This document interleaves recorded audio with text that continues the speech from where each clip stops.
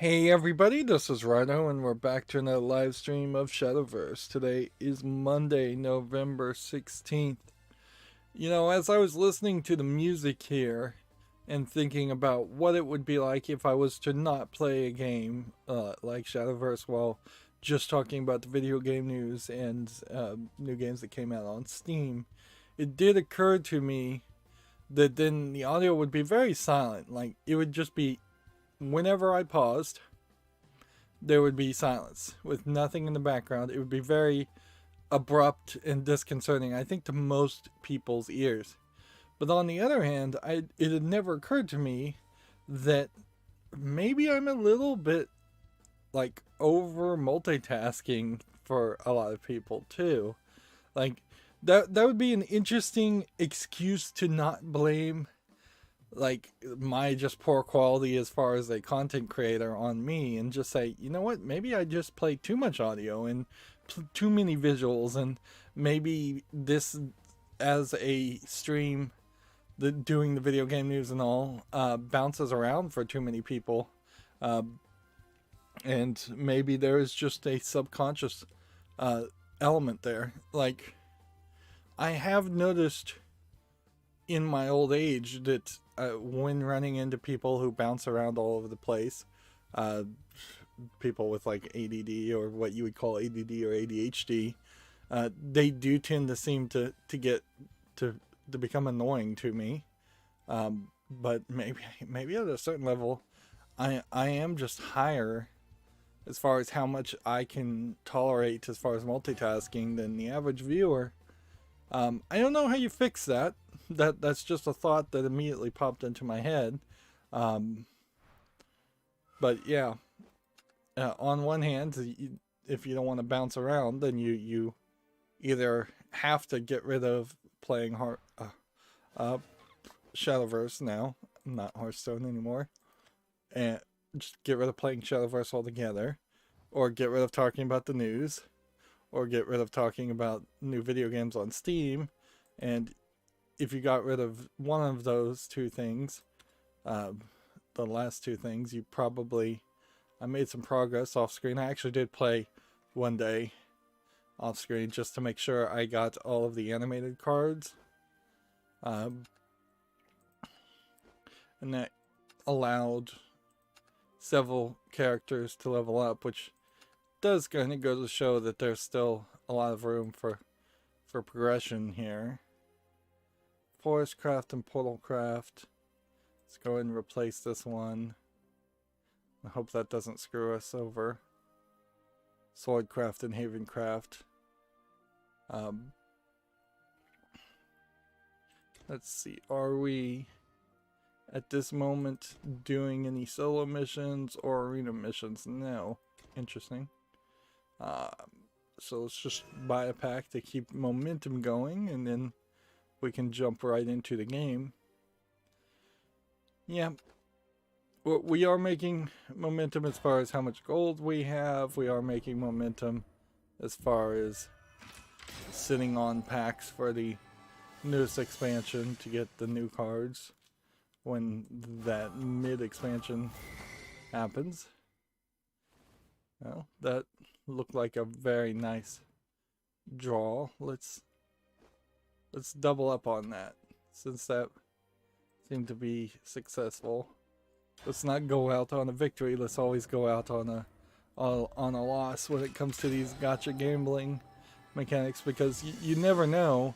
There might be some glitch in the servers determining what cards you get that would just let you open 10, 20 packs, maybe 100 packs, and get really high quality cards. Even if it was a glitch that gave you a high quality card that was just the exact same card over and over again, that would be super useful, because you could then liquefy it and get a lot of vials. Which, let's see, we opened 2 packs. I've forgotten how many cards are in the pack. I think it's 8, so 16. We must have had some extra ones, clearly, that we hadn't liquefied before. It's funny that they show you that final screen again when it really doesn't need to happen. It would be nice if there was a like animated different experience there. Alright, well, we know Swordcraft is one of them, so let's jump into that. For the accountability section, I finished the game The Watchmaker. It's not worth playing. Honestly, if anything, it just taught me that I shouldn't buy mixed reviewed games. I shouldn't overvote people, clearly, because like I know I bought The Watchmaker because I saw the visuals on it in the screenshots and said, this does look like something I want to play. But in practicality, from people who actually played the game, they clearly knew more than I did as far as just how terrible the quality is. In a weird way, The Watchmaker is an attempt at making a 3D platformer like Alice Madness Returns, and the middle level, which is by far the biggest level, is straight up just a direct ripoff of Alice Madness Returns in that it's an Alice in Wonderland theme, where the other levels are less obviously so ripoffs of Alice Madness Returns.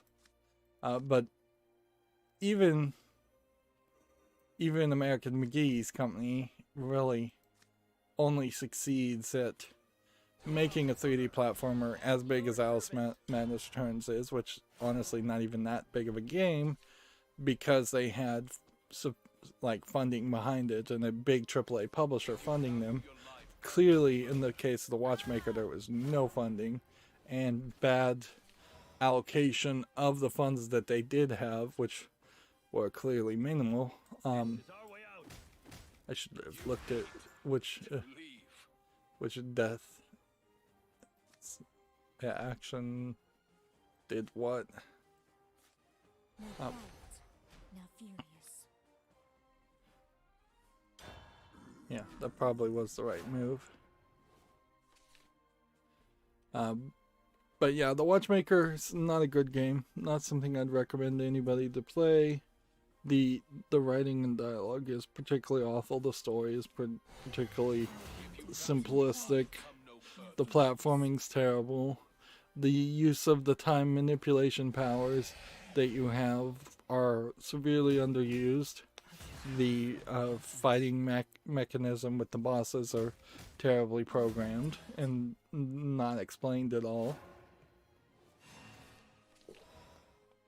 But it's kind of hard to have, as a video game critic, a lot to say about a bad game. Like, you can certainly try to be a YouTuber and feign like disgust and frustration, but honestly, The Watchmaker didn't even inspire that much passion as far as being a bad game.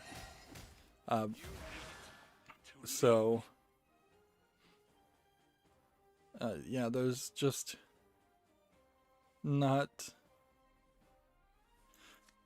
really anything to say there. So then I went from playing that game to starting with 1 hour and 40-minute long episode of Disgaea PC, which is a Japanese RPG. It's a tactical placement RPG game. Just going through the basics.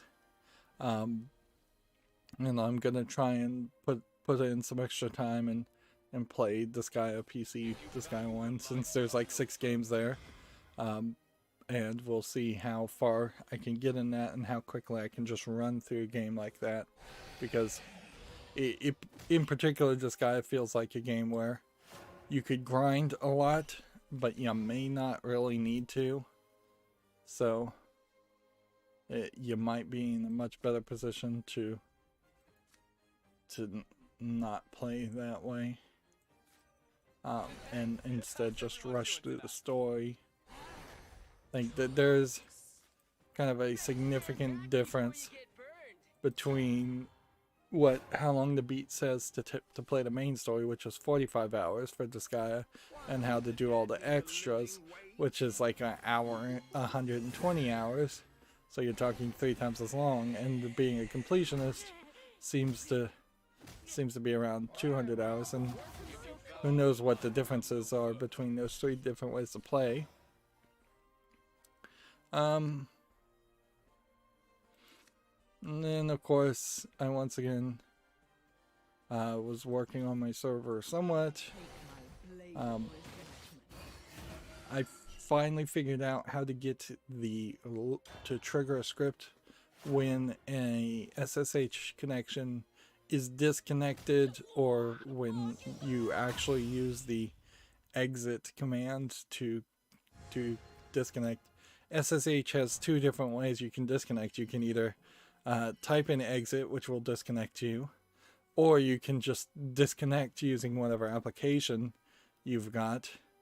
So that requires you to use a function called trap, and then look for specific signals that, depending on what version of Linux or Unix you're using, will return different kinds of signals. So there's one called like int for interrupt, there's one called quit, there's one called exit, there's one called signal h up as in hang up. But then also sometimes, depending on how you're typing the command, you might need to use a different program called no h up, no hang up. Of course, in computers, hanging up might mean disconnecting a connection, or it might just mean that the process is hung and it's going to take more time. So yeah, there's definitely several different things that you can just kind of use the trap command to look for all of those signals, even if some of them aren't actually ever going to be sent, to run a script that way. And in the process of working on this, and this won't be a long rant, I promise, CentOS just once again shows how incredibly restrictive it can be as far as certain files just not having the right file permission, and thus just being disallowed from doing anything they should be able to be allowed to do.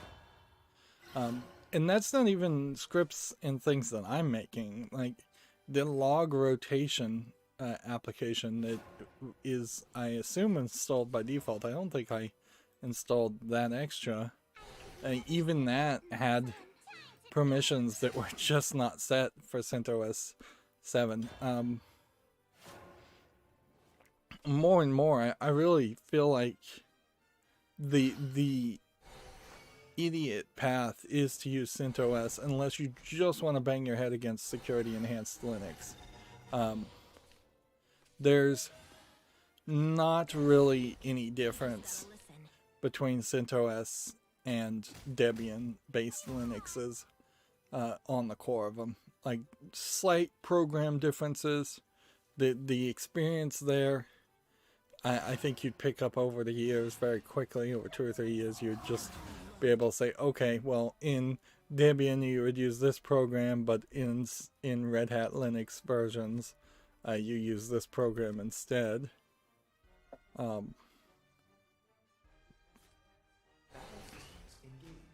But yeah, CentOS is just not supported that much.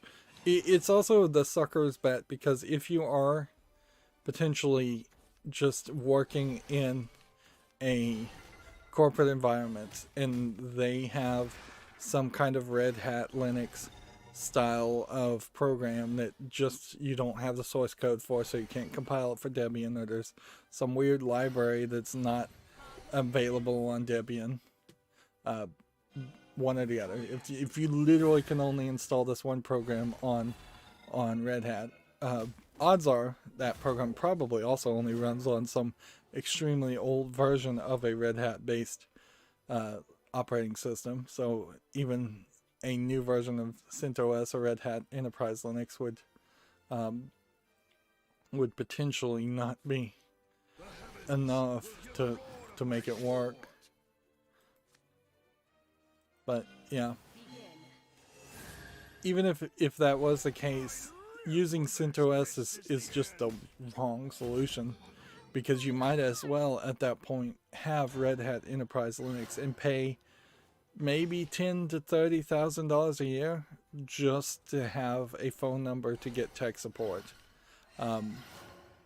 Like, where if this is critical infrastructure stuff, that's what you really are paying for. It's like, you don't want to go the route that most people would go with Linux versions, where people would simply be totally willing to have weeks or months of downtime on a server, because they're doing everything for free and as cheap as possible.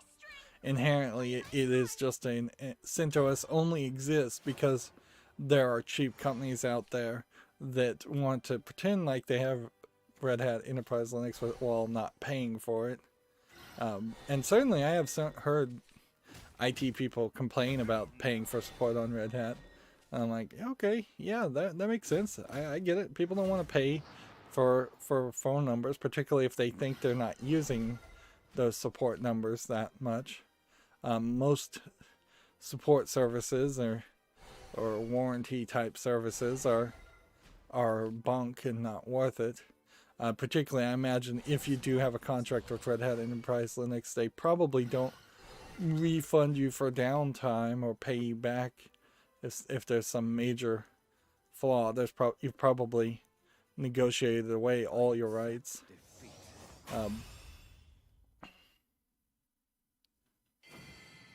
So I could certainly see that, but if you are going to run on free software, it makes so much more sense to be on the Debian branch, where all the individual consumers are also running that same software, and they can find the bugs, and they can add more support and add more coverage. Let's go ahead and ride this win and play again. Just being in a bigger community for open source software makes a lot of difference. And then there's Arch Linux, which I don't think I've seen a good argument yet to even try Arch Linux or any of the other flavors of Linux. BSD, same idea. It's like, I've not really seen good answers there. As far as I see it, there really is either consumer use or enterprise server use for computers. That's pretty much where all uses break down. If somebody was going to, say, make a Bitcoin miner computer, there would probably be some custom Linux server around that, but that probably still would come down to being labeled a consumer use process, and probably still would be based on something like a Debian branch. So I don't see good arguments for there being more than two major branches, and frankly there probably should only be one major branch, which would be Debian based for Linux.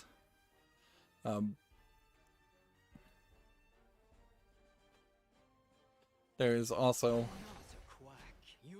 only taste preference reasons that Mac OS and Microsoft's Windows OS both exist. I definitely could see an argument to getting rid of probably Mac OS. Microsoft has too much legacy support, but Apple products don't have that legacy support anymore because they keep changing their operating system. So it is really just a visual preference. The thing that Microsoft probably should do is build up a war chest and release some options, some theme pack to Windows 10 to make it look severely like Windows, like Mac OS's operating system. Like, and just say, yes, this is for transitioning people who used to use macOS but now are coming over to the big boys table, as it were, this Thanksgiving, and they're gonna try a real operating system. Although at a certain level, real operating system just gets translated to bloated operating system in the minds of most Mac fanboys. But there's bloat certainly in macOS operating system too. The bloat might be more mental bloat in the fact that it is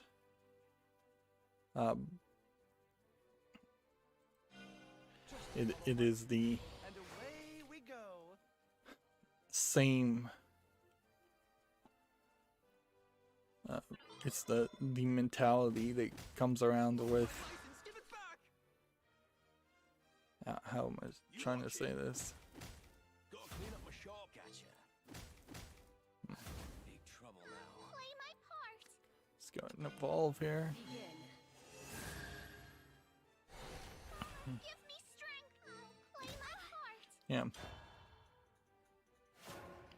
I don't know if I did anything else on my server. I tried to mount my still from like October 29th, trying to resilver old RAID array, and it threw errors and kernel panics like it had been doing. I'm just trying to see if I can get stability on the new stuff and on the new server, and frankly, at a certain point, I'm gonna probably just have to abandon any recovery attempts. Looks like you've got another spirit. Which would be about the second time, probably in the lifetime of me having computers, in which all the backups and all the files have been lost. But mostly I could probably rebuild a lot of it too, because it isn't like significantly large amounts of data that can't be reacquired, or things that can't be reacquired are not particularly important. They were just like Windows backups, like things that I probably would recognize as more important later on, at some point, if I ever remember what I'm missing at all. It probably is very, very low important stuff. Can I hunt you too? Play my part. I knew this would happen. But, you know, making progress and moving forward would be nice to just kind of say you're done with that. There's still a lot of things on the server too, as far as the web hosting services I'd like to do. I did see an interesting thing, and I probably don't have anybody that would ever cooperate with me on this, where you could set up two routers with the DDWRT so that they both were running OpenVPN, and so they would create a virtual private network tunnel to connect the two across the internet. So in theory, any kind of services like shared folders and such would be shared amongst different people across the internet in different places. And you can have any number of internal services that you're not exposing to the then two internet connections. Forcecraft and Portalcraft. Alright, let's try Forcecraft. And that looked like an interesting idea, and it certainly there is always an idea about how many services do you want to put on the edge of your network on your router versus using OpenVPN and being theoretically capable of upgrading and perhaps strengthening the security of OpenVPN on as a server hosted behind the router. Um, there's, For me to prove I myself. suppose, arguments both ways, and until you know where the actual vulnerabilities exist, there may not be a good answer one way or the other, because if there was a vulnerability in OpenVPN and it was on your router, then they get access to your router, which then probably would give them enough control to then get access to the rest of your network. But if they get access to your server, very possibly, the server has more important data, and there is a possibility that they may get access to your router, but then they may not be able to do too much to get to the rest of the network. And in both cases, the real solution is just to have the software be completely bug-free, which is never really going to happen, but what you would hope wouldn't be the case. I think I said that right. It was going to be not that long, but actually did turn into that long. A fairly long thing.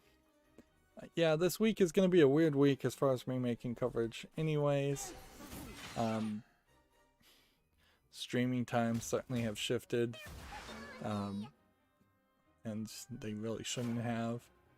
So I'm waking up too late for the time that I really need to be waking up.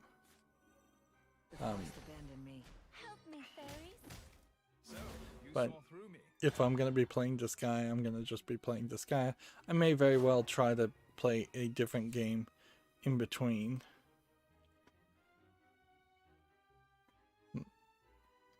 So let's start covering the news then. Here we have a game on Steam called Biosys Inc., which looks like it's a single screen game that then turns into, well, maybe multiple screens, or maybe the background just changes. It's early access for $4.99, English full audio. It seems like all you're doing is trying to like play some kind of puzzle game to make algae and different kinds of plant matter to potentially start the origins of life. But I think this is, if it is a true and accurate biology simulator, it looks pretty bad and boring. If it's claiming to be a true and accurate biology simulator and it's actually just garbage, then yeah, I don't, either way, I don't think I'd want to play it. So nothing there. Gamma Sutra has an article here. Steam's initial PlayStation 5 controller support doesn't include the controller's advanced haptics, which isn't super surprising. I wouldn't be surprised if it takes a custom code to enable the use of the rumble. The trackpad should be fairly easy to do. The gyro support is going to be kind of hard to do. The rumble should be very easy to do. But that does open up a lot of possibilities of... Interesting. That still didn't trigger the second phase of that. Even though I think 4 cards were played in that turn. I guess summoning 2 fairies is not the same as playing 2 fairy cards.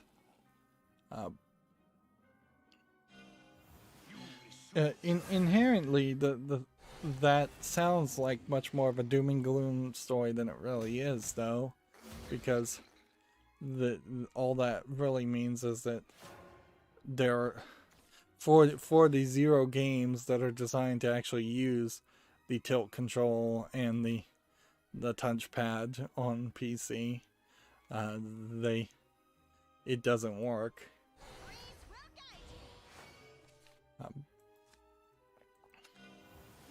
but there's actually very little The only way out of the woods. very few games you'd even really want to play that take advantage of those style of features. Play.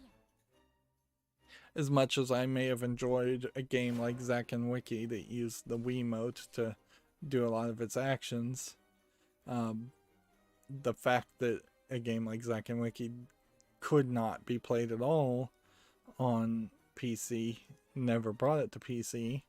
And frankly, if I was to go back and play Zack and Wiki, or any of those Wiimote Waggle games, a second time, I would be significantly less impressed than they are. If anything, I'm surprised that there aren't just more TV remotes and floating mice that come with computers in general. There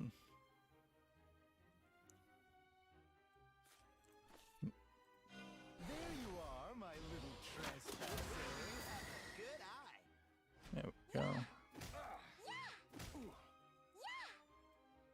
Let's go ahead and evolve this and take some extra damage. Although, probably a bad time to evolve, because that's going to send its vengeance into active mode.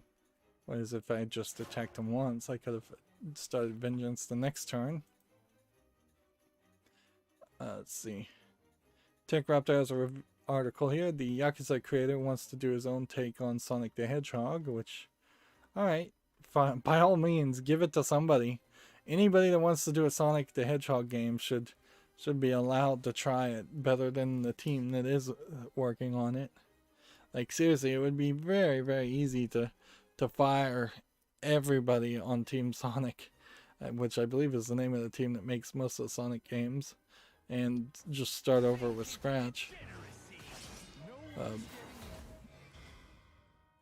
I'm trying out a new thing with my plugin, the Great Suspender, which takes screenshots of the image. It's not particularly useful, and it's wasteful on resources, because it shows a screenshot, but then it still shows like a border, unlike what I was expecting, which is for it to just take a screenshot that is a 1-to-1 pixel representation of what it last saw, and then as it's secretly loading in the rest of the operating system, not the rest of the operating system, but the rest of the picture and the page, at that point, that's when you would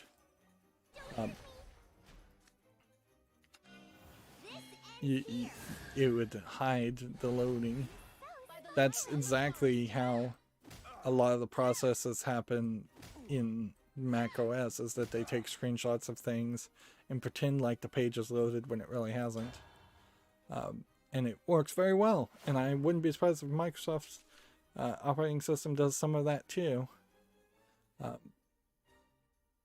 In fact, you can kind of even cheat there by having an overlay of a spinning beach ball or a spinning loading bar on top of a screenshot to make it look like the whole page is loading.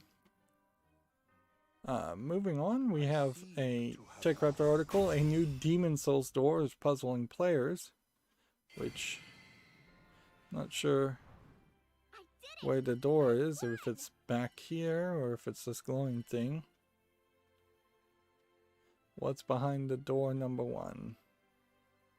So apparently they've added some contents to promote and convince people to play the...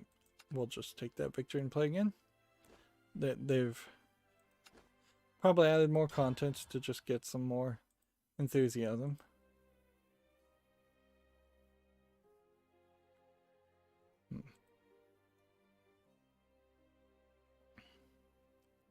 Gamatsu has an article here. We had like basically no Gamatsu articles on Friday, and it wasn't, I went back and checked, it wasn't because there was no articles from Gamatsu, it was because there was no interesting articles from Gamatsu. They just didn't have anything new or different to say compared to what Time for me to Tech Raptor and Gamma Sutra had already said. And I answer. Which maybe it was just a slow week, a slow couple days. But here's a Metroidvania style game called The Spirit of the Samurai has been announced. It's a Kickstarter campaign seeking $35,555 in funding, which that is a considerably small amount of money to ask for in a Kickstarter. Weirdly, I just saw an Atari logo, and I would say this, to me, feels like this may very well be a like Chinese game developer trying to get funding. Apparently playing as a ghost and a cat. That is not what I was expecting at all. That's a bit of a twist. Spirit of the Samurai. Yep. That definitely looks like a weirder game than what I was expecting. For sure. I've never seen this card back before. But yeah, that funding is suspect, to say the least. And I will say the game does not look like it's going to be super polished. It definitely feels like something where they already have developed something close to a low tier or mid tier game, and they're just looking for more money to either polish it some more, hopefully, or just to pay for the publishing fee and selling it, or just to get pre-sales, which we haven't seen too many examples of that happen lately, where Kickstarter was just used as a pre-order option. I don't think we're in a position where a lot of people want to pre-order games at the moment anyways.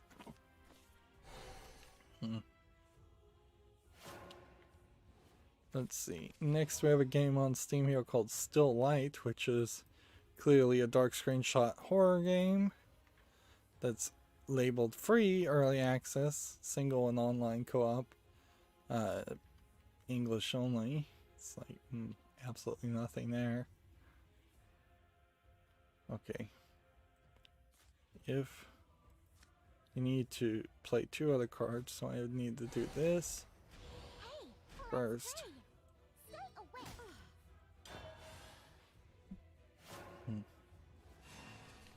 Here we have a Gamma Sutra article. Zynga has opened up a Austin studio to work on a upcoming Star Wars project. Okay. Texas Studio is looking to make 25 new hires across a variety of roles. Will collaborate with Boss Alien on the Star Wars project, with the Brighton-based studio acting as lead developer. So they're a support studio that is being opened up and very possibly will be shut down. AAA console visuals and depths to multiple mobile platforms. So this is some mobile Star Wars game.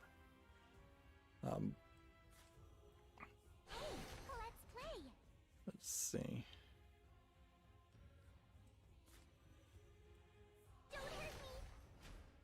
I don't know how to solve this issue other than just keep playing forward, I guess.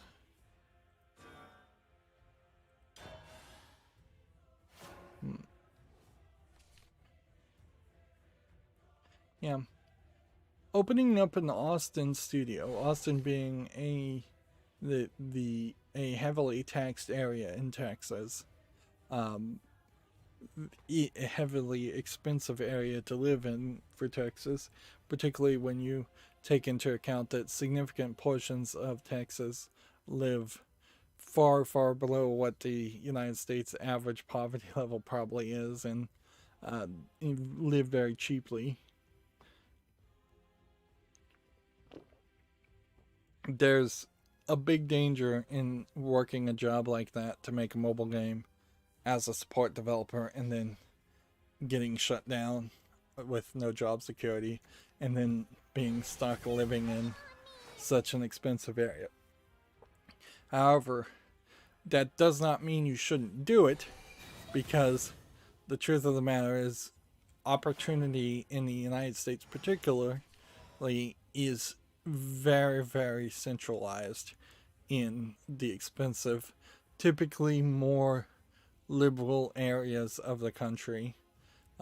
So if you live in Austin, worked at Zynga, got laid off, the opportunity to get another job, a better job, and maintain a healthy, thriving lifestyle in that environment is way higher than if you were to be living in some incredibly small city. For instance, like El Paso might be a good example of that, where although El Paso does have the ability to be somewhat close to other cities, there are plenty of cities in Texas and around the United States where you are in the middle of nowhere, and it would be an unrealistic 6-hour commute one way every day to get to a job.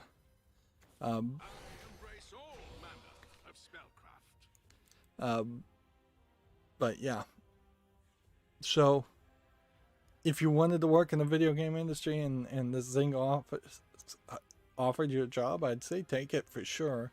But also know that Austin is expensive. You're probably going to have to do a lot of the things that a lot of people in cities like that have to do, where you have 4 or 5 different roommates all living in perhaps a apartment that was designed to hold 2 or 3 people, or a small house, and you're going to have to live dirt poor while getting paid significant amounts. But in the long run, that still supports your career a lot better. Because you otherwise just go nowhere and get older every day. At least that's what I've figured from the whole experience. Certainly was a consideration when I was thinking about going to DigiPen in Redmond, Washington, which was a super expensive place to live, and a fairly expensive college for a video game college, but it also is the only place where you could potentially have worked for Nintendo of America, which probably means you wouldn't do much as far as actual programming, or Valve, which again probably means you wouldn't have done much in the form of actual programming. But there, at least particularly at that time, was not a lot of opportunity anywhere to be able to become a video game programmer. And even now there's significantly less than you would think opportunities to become a video game programmer in a traditional corporate path mentality. It's all very random and all very much about who you know, and a lot of indie developers who train themselves to program have as much, if not better, shots at succeeding than people who went to something like Full Sail or DigiPen. And we're starting to see more and more non-video game colleges offer video game programming courses and degrees, and there's a decent chance that those are all terrible, but it honestly doesn't matter that much. In a weird way, programming degrees are almost a experiment on, are you willing and capable of learning how to program, not actually going through the effects of actually learning how to program, because you will just be incredibly behind and uninformed day one at any job. And certainly a lot of programming jobs don't give employees enough time and enough credibility, enough reasonable time to catch up and learn the ropes as to how things are programmed in that specific office, in that specific job. But But ideally, hopefully, there would be some. Whoa, you're strong. Yeah, I'm feeling a little laid back, and I'm seeing the network is still having trouble. Again, man, I can't really do anything about the network. I think a lot of it has to do with timing. A lot of it has to do with just straight up, straight up, other situation, like everybody using the internet. I don't have anything running. I don't have the background music secret playlist playing. I don't have anything anything downloading or streaming. I was a little scared today because my TV, my brand new TV I just installed, was showing these black flickering lines that looked very much digital on the screen. But I think it's just because of my weird setup and Disgaea being in full screen messed it up. I happened to need to install a new driver from NVIDIA anyway, so I installed a new visual driver and it fixed it. So ideally we won't see that. I won't see that again. Otherwise I might run into a scenario while I'm playing Disgaea in particular where I am going to have to reset the entire computer more often than I'd like. Moving on back to video game news, we have a Gamma Sutra article here. The new League of Legends character is not based on a real person, where we see here long flowing pink hair and elf girl. I don't know who people think the Seraphine character is based off of. A former college student named Stephanie posted a Medium blog describing her relationship with a former Riot game employee that linked her to the creation of a new character named Seraphine.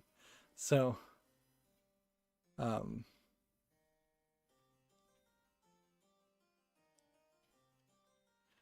so they're coming out and saying it's not based on this girl. Almost certainly, I would believe that it is based on that girl, but they don't want to pay any likeness royalties. And legally, due to recent rulings, as long as they don't say the character has the same name or is or has this or is anyway implied to be the same person, they will get away with that, certainly. Because like latest rulings have said, if you draw a character or even trace a character to look exactly like a real human person, but you call it a different name and you don't do anything that would cause any kind of confusion, then you probably aren't going to win in a court case. I think that was Lindsay Lohan in like one of the Grand Theft Auto games. Fear and despair are no match for me. Okay. No one gets past me. This is our way out. Too slow. I'm a little surprised more to say League of Legends is still going on. And certainly I could make an argument that Riot Games, being a Chinese company, is just doing more shady Chinese things, but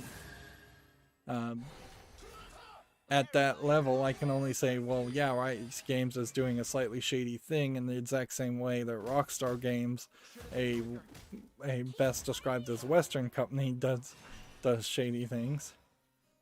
And I wouldn't be surprised if we start to see an increasing number of characters that share distinct appearances of people. But at a certain level, I also would say, once you get over that thought process, you realize that it's a pretty dumb thought process. There are some really recognizably beautiful people out there, celebrities and such. But those people are fairly few and far between, and we're running into a case where a lot of the actors and actresses and celebrities are just getting older and older, and a new generation of famous, good-looking people have not really risen up to replace them because the older celebrities have more power than they used to, and they've been able to hold on to power a lot easier than before. You only have to look as far as the Mission Impossible series to see that that's the case, where Tom Cruise should have long since introduced some younger people to replace him. Watch me, Otohime. You'll never hurt Otohime. But Oh, the blueprints. yeah.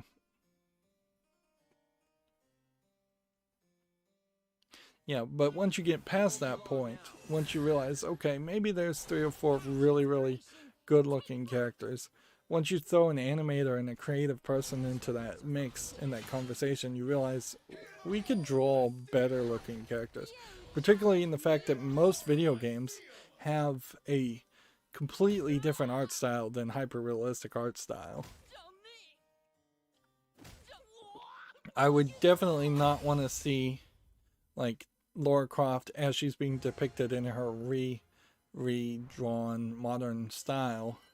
I don't want to see Lara Croft being replaced with Angelina Jolie as a character, and I don't want to really see him voiced by Angelina Jolie either. There really is a we can do better mentality that people need to embrace as far as visuals. And Seraphine from League of Legends, she looks very standard, but I think in League of Legends the characters are fairly zoomed out anyway, so that may be good enough.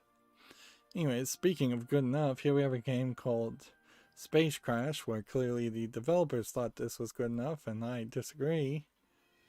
Free-to-play English game, looks pretty bad as some kind of survival, as first-person shooter space game.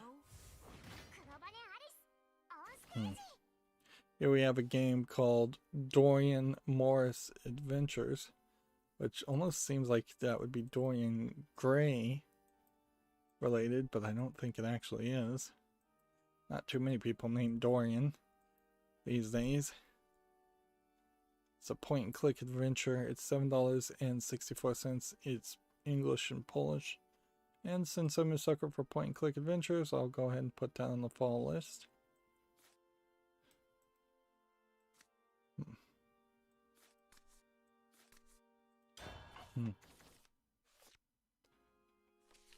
Here we have a blog from Gamma Sutra. Deep dive, data deep dive. What's the long tail for Steam games? How month 1, year 1 money compares. This might be interesting if you're thinking about selling a game on Steam. I think, frankly, though, a lot of people that use Steam Direct don't even bother to read a single article or do any investigation or get any opinion or data whatsoever before listing their game for sale.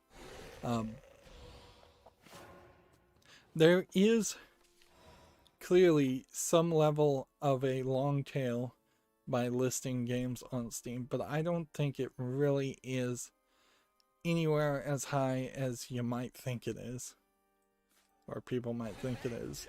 Particularly from my experience as somebody who looks at games like 6 months after they've come out to see if they even have 30 reviews, that probably equates to somewhere around 300 to maybe 600 sales for games that are even successful enough to be relevant.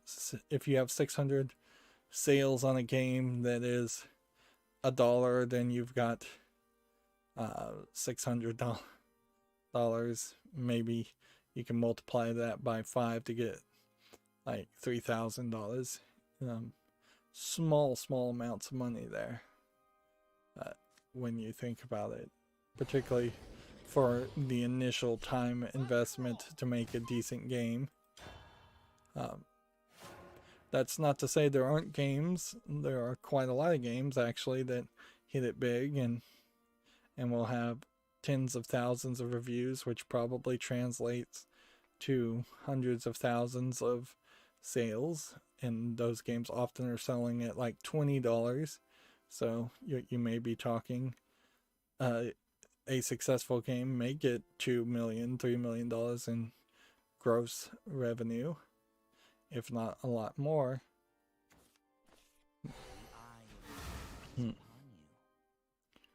But I don't think that's the average. I don't think you can attribute any level of that success really to the fact that it's on Steam.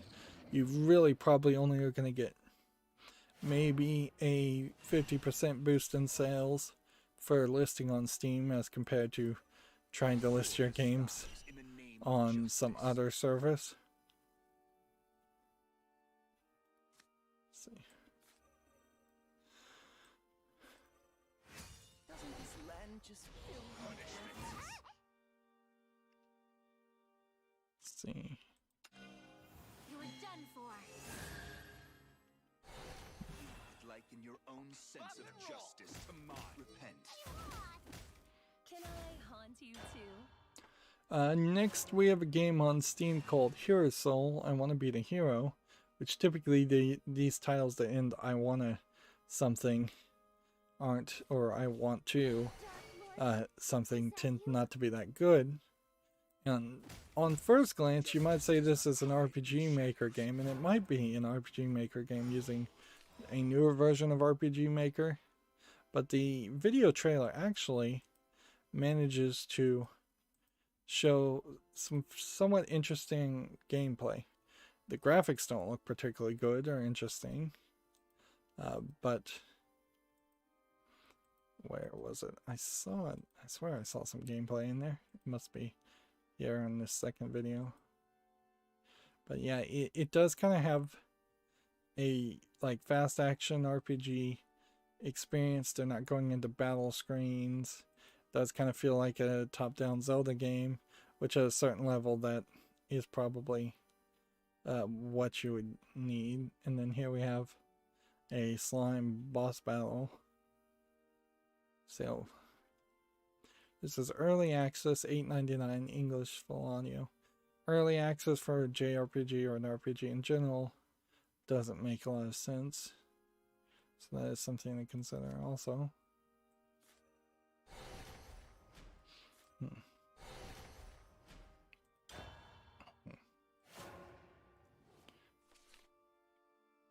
See.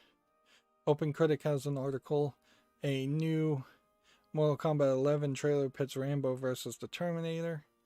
It's a new trailer for an old game in the sense that Mortal Kombat 11 Ultimate is not a new game.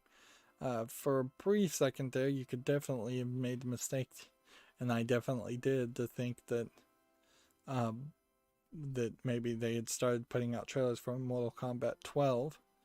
Here you can see a great example, though, of old, like really old action actors in particular, not willing to step down, or the movie industry and themselves just not being able to find new action characters to play as. Here you have an extremely old looking Terminator character that I don't know if this is what he looks like in the most recent flopped Terminator movie.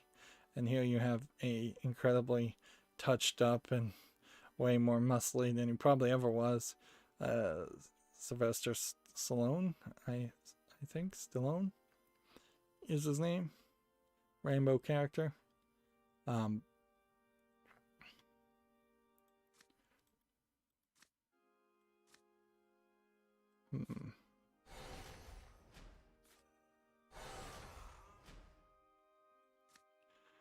So yeah. The real battle begins. Although I guess also, if you want to be fair, in the whole Ronda Rousey attempt to have Ronda Rousey as Sonya Blade, I believe, in Mortal Kombat 11 was also a major failure. But you can definitely see there's a significant amount of stunt casting, for lack of a better term, in Mortal Kombat 11 instead of trying to make a better game, or just realizing that maybe they should not actually be up to the 11th iteration of Mortal Kombat at this point, because the games don't change that much.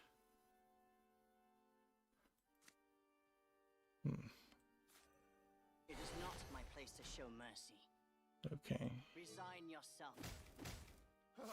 Cave in? Let us conclude.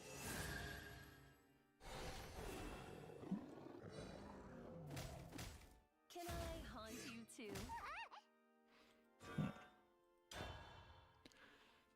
Let's see. Next, we have a game on Steam here called The Adventurer Episode 2 New Dreams, and this looks like a kind of cell phone RPG game, which weird combination of what looks kind of like a visual novel in the front of it, but if this character all in black is supposed to be this character in this chibi form, and this character with the purple hair is supposed to be this character, then that is almost no connection whatsoever. Feels like they merged two very different art assets together. You also see it here in this case, where you're seeing this like fairly well drawn fantasy Cerberus like monster creature, and then in the chibi form it looks absolutely nothing like that. This is 99 cents English. I just don't think there's enough polish there.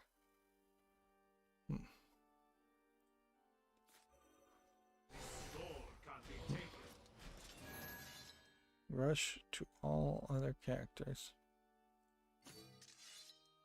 That. Cave in? And that. Can I haunt you And too? that. And that.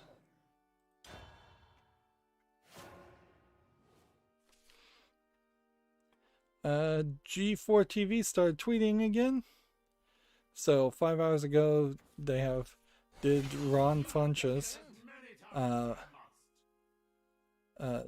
just commit us to a G4 reunion special. Ron Funches being a True TV actor, I guess. I don't even know who he is, really. See, more and more I still kind of wonder if this whole thing is a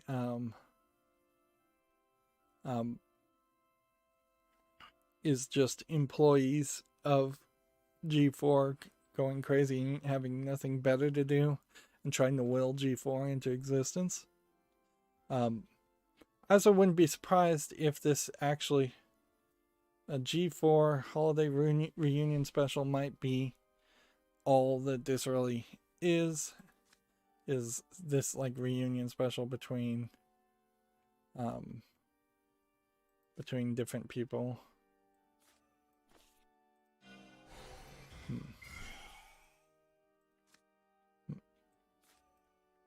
you rest in peace. And of course I'm not listening to the audio.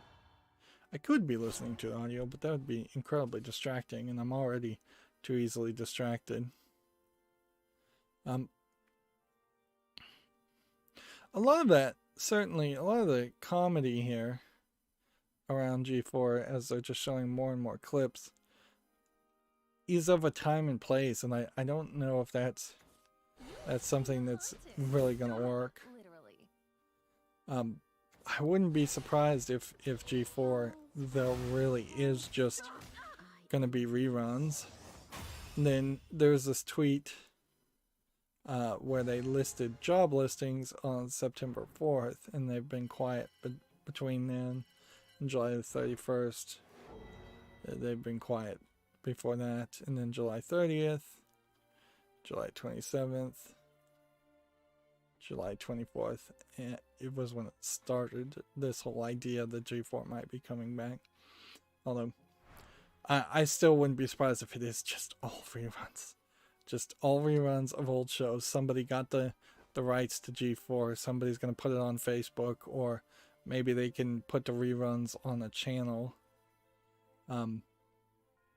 It is fairly crazy, in all fairness, that the content that was on G4 didn't get rerun to death on some third-rate cable network channel. In almost every other instance of any other channel failing if there was any level of fandom at all, that content would get rerun. Although some content certainly is just so incredibly dated, or it just has so little bit of a reach that there's no way anybody would show it instead of showing like a rerun of Seinfeld or something else that would get more views. It's a little surprising when you see things like Adult Swim happen and they publish their own content when they could probably get more views running reruns of some other content, but they are also desperate to justify their own existence.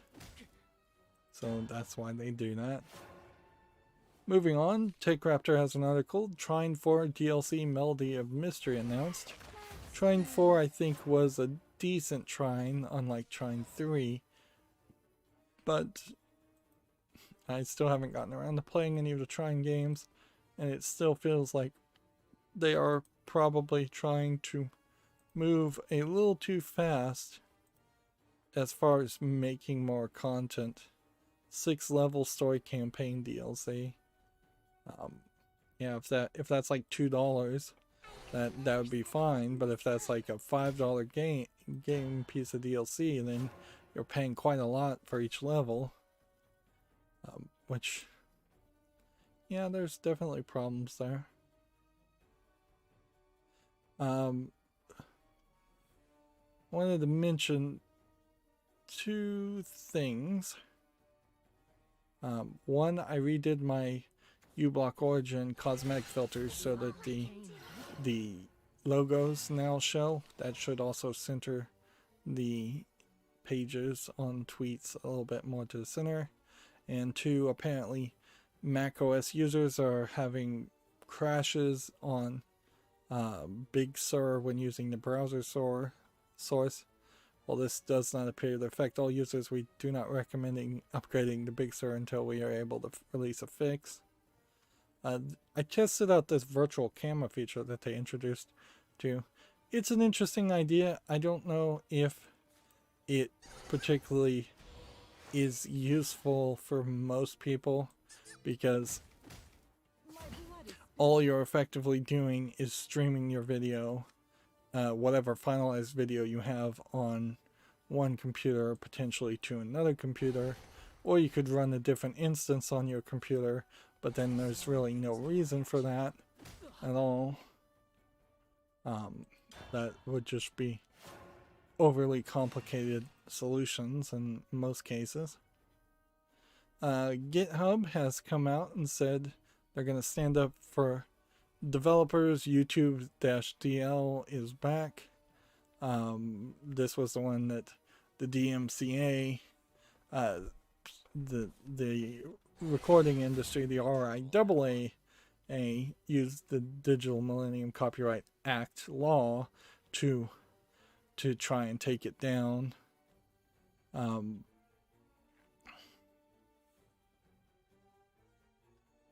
So they're going to stand behind it, which this is really a great sign for GitHub in particular. GitHub, I believe, is owned by Microsoft now, which at a certain point that's going to be the truth in almost every scenario.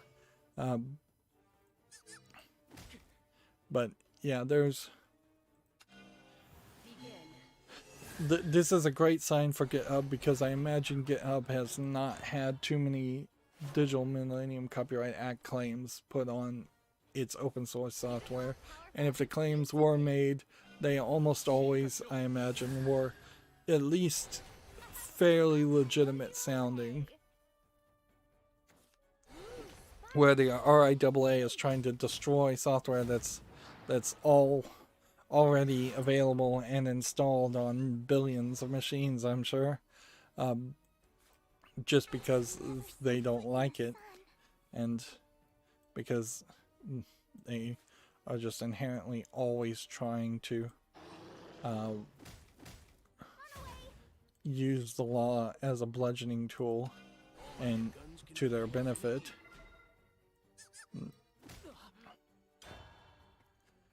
Next, we have a Gamma Sutra article. Capcom says personal details of 350,000 potentially compromised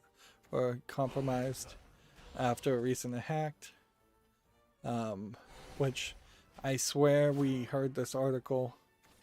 Yeah, here he says earlier this month, the Resident Evil Monster developer explained that an unauthorized third party had access to its internal system, but at that time they said there was no evidence that any customer information had been breached.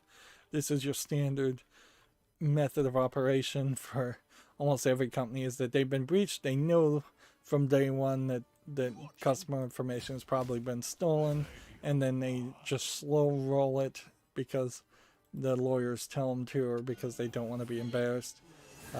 Or frankly, it might be something as basic as they kind of know that the first article on the story will get a lot more views than the second article in the story, so less people will be paying attention.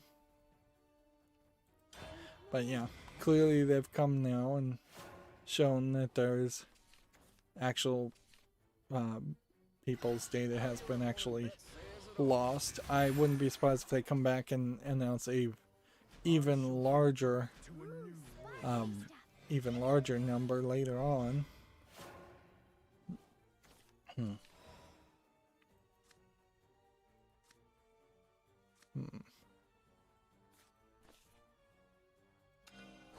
guns can be kind of finicky. I don't think I'm gonna win here. Why not evolve more of this?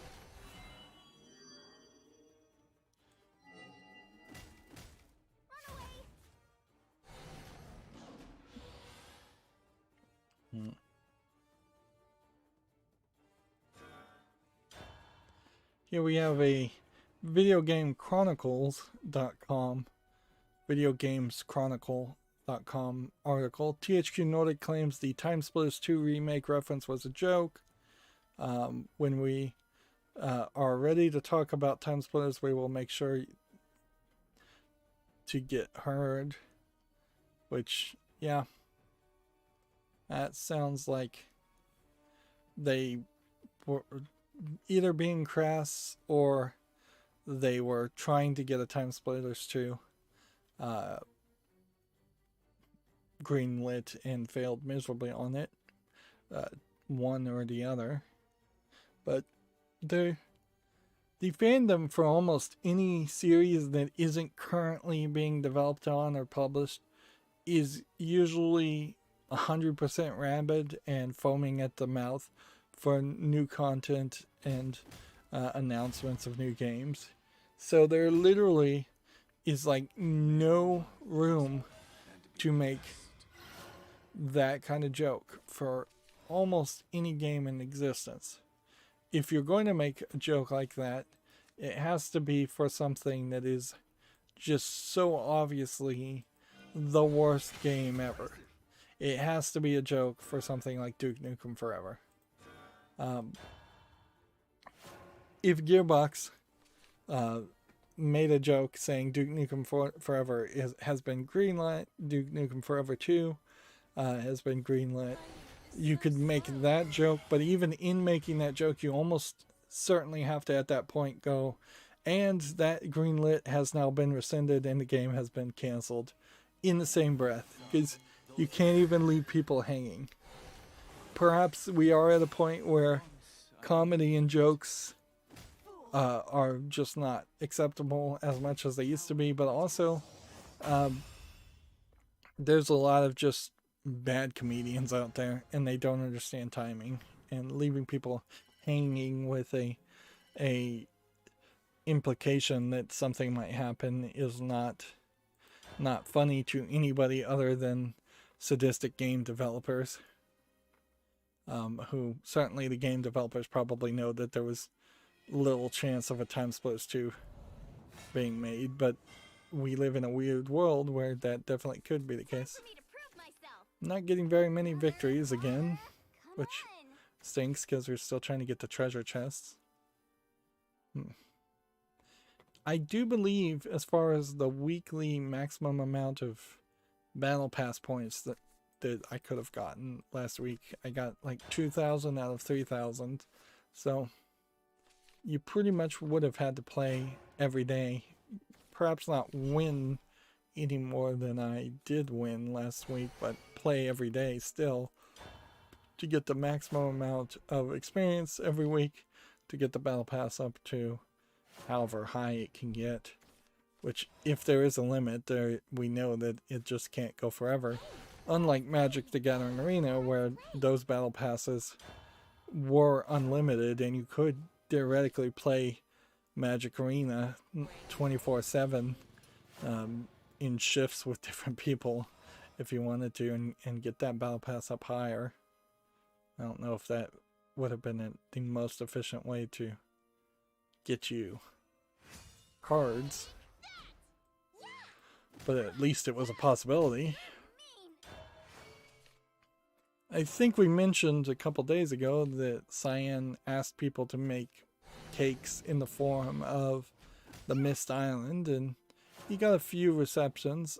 Some of them were not of a Mist Island or the Age of Mist, as they call it, as much as they were cakes of other regions. And you can certainly see that yes, you can make a cake, and if you have a decent amount of cake making skill to expert level of cake making and cake decorating skill, you can get somewhat decent replicas of the Mist Island. This seems to be fairly accurate in old depictions, but not particularly that impressive to me, actually. I'm not looking that in a form of amazement, and that certainly is the case that I have experienced with as far as cake decorating in general, because here we can see the process apparently as they're building it. Even the TV shows with the famous cake directors have to lose a lot of detail because they're using fondant, and they're relatively limited in the materials they can use, and you often have to, you could say, use molded chocolate, and you can see it's being squashed down by the weight. And here he's used what looks like sugar caramel for the trees.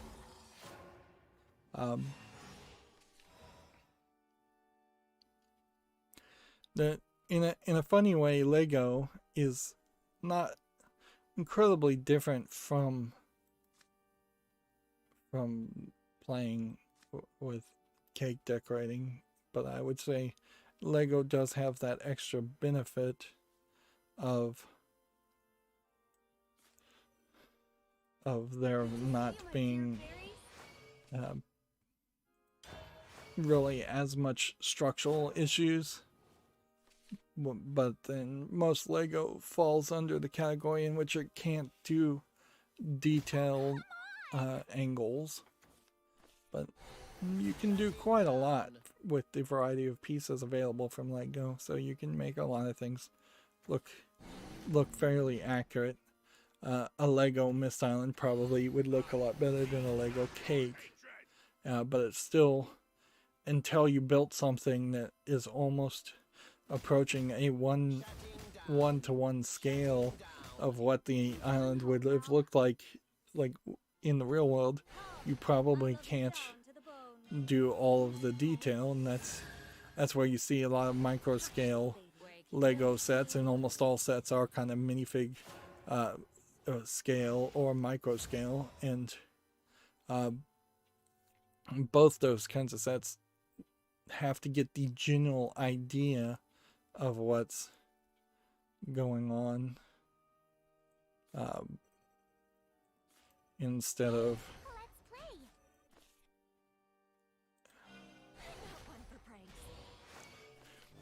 instead of trying to depict every single part. An example of that would be there was probably about 30 books in the bookshelf in the Mist library. Even at minifig scale, you would probably scale that down to a bunch of flat 2x1 tiles that are on their sides to look like probably, I'd say 15 books at most, probably less, probably 12.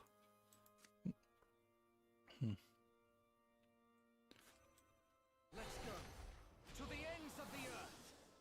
And go. Let's play.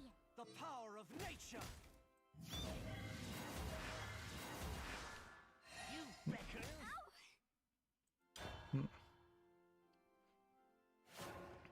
Moving on, we have a game on Steam here called Dino Hazard, which looks like an RPG game where you're also fighting a lot of dinosaurs, which at least you're doing something different here. This feels very Jurassic Park inspired as an RPG game.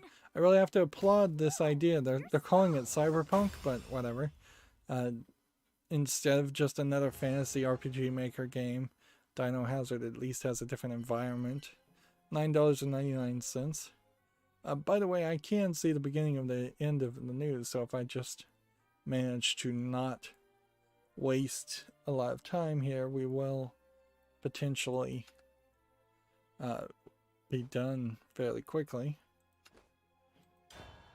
Even trying to win with Forestcraft these days is getting more difficult. RetroArch is now on itch.io, which is to say you can just download it from itch.io. They've got their own little page. And I guess you can have collections on itch.io. But that really doesn't mean too much. You can also get it on Google Play. It's still in beta on Steam.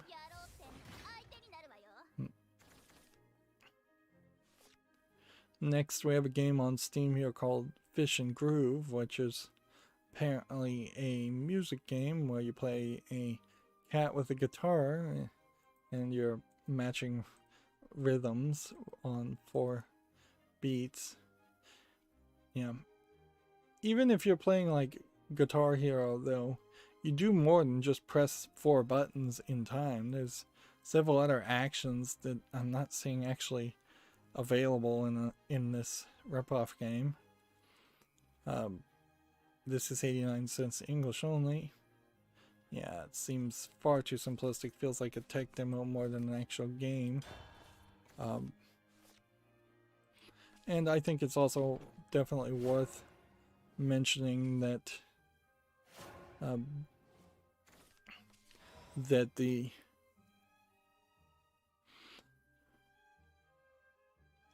what am I trying to say here? That even Guitar Hero is of limited appeal. There really isn't a lot of people these days that want to oops, sorry, hit my microphone. I keep doing that.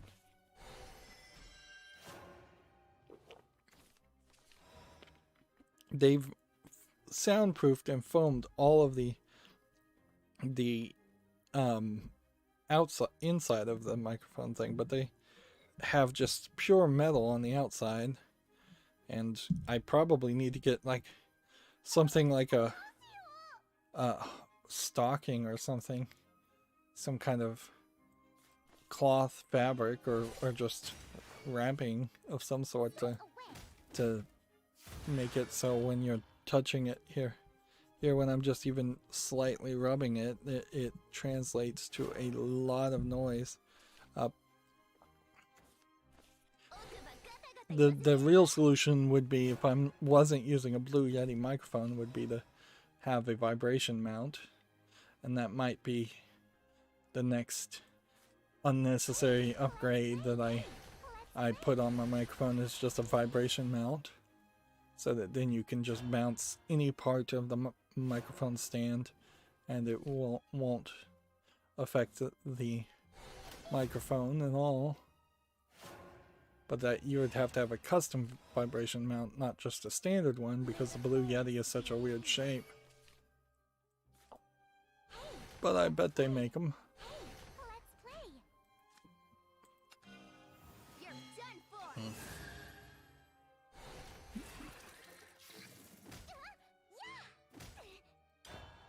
Here I also wanted to point out that it wasn't just one person that made a mist cake. Here we have a different person making a mist cake with several photos. See what happens when we click on a photo. Yeah, you can get a little bit bigger, but only kind of a limited depiction, and it's actually, they've made the artistic decision to not show the full island, but instead stop at halfway and then show a drawn, sketched out version of the Help me, fairy. Bud, cut the rough stuff. interesting. One for praise.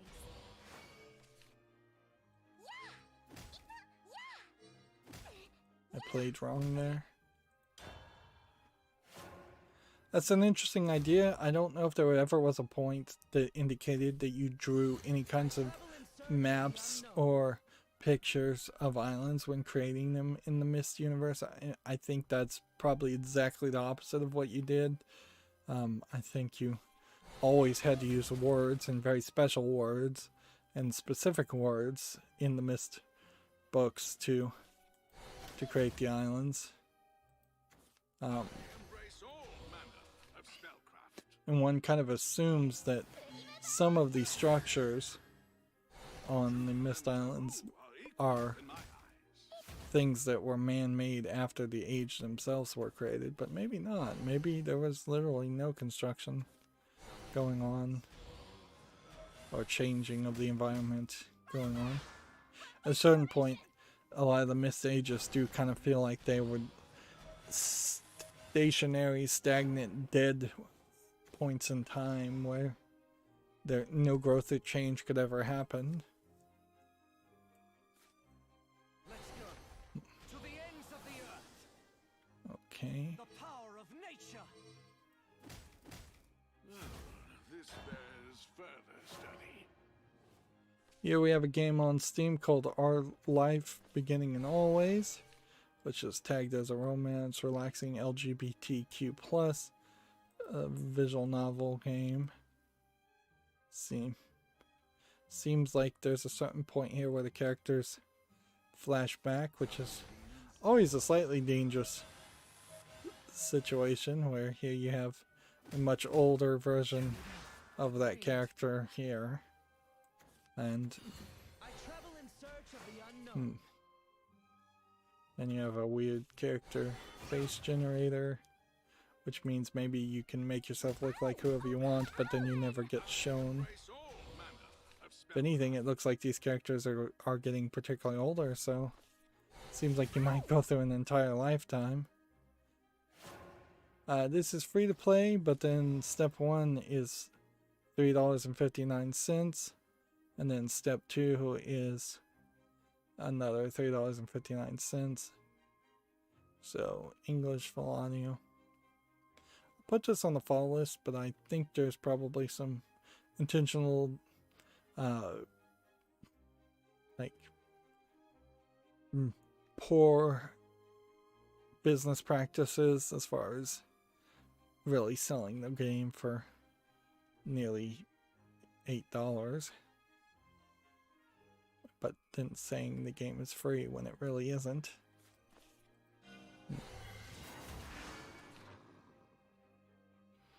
And a decent chance, like any visual novel, that it actually is just a terrible game. Let's play.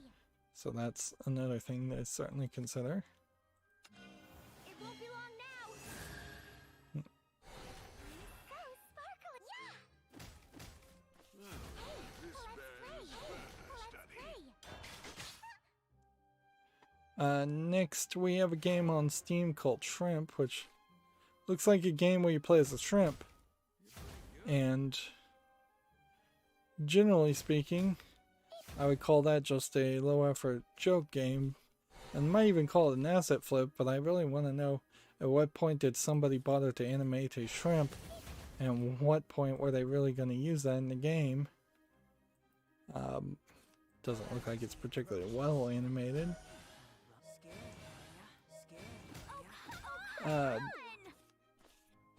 But by the looks of it, there is just kind of a generic lack of polish. So, yeah, I'd be hard pressed to want to play a game where you're a shrimp.